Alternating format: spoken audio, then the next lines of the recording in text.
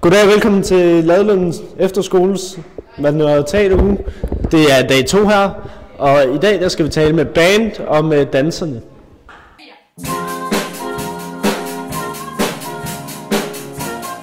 Hvorfor har I så valgt, at I vil spille i bandet?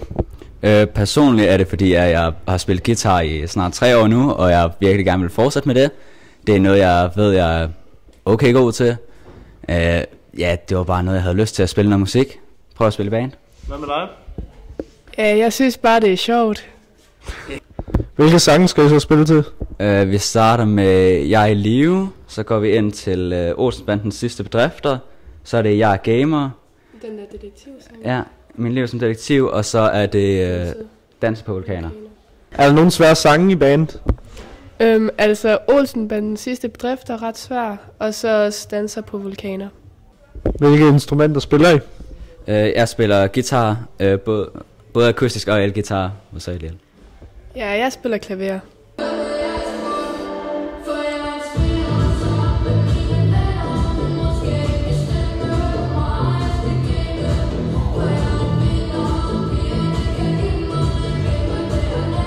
Hvorfor har I valgt dans?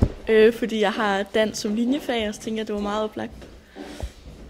Jamen, det er samme her. Har I selv indflydelse på dansene? Ja, vi har skulle lave 3 af dansene selv.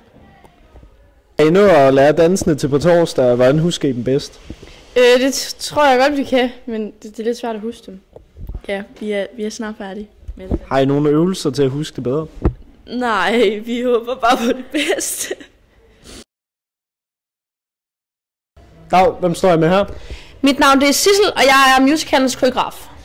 Ja, vi spørger folk, hvad er dagens sang? Hvad mener du er dagens sang i dag? Det må være, jeg tror det kaldes kærlighed. Sådan. Hej, hvem står vi med her? Det er fru Fyn hende selv. Og hvem er det? Jamen, det er Leila. Ja, hej Leila. Hej. Hvad synes du er dagens sang i dag? Det er svømme i en svømmepøl. Og hvordan lyder den? Den lyder sådan her.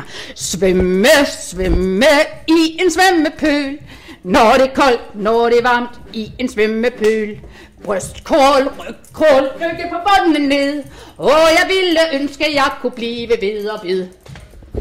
Det var da dejligt at høre noget sang.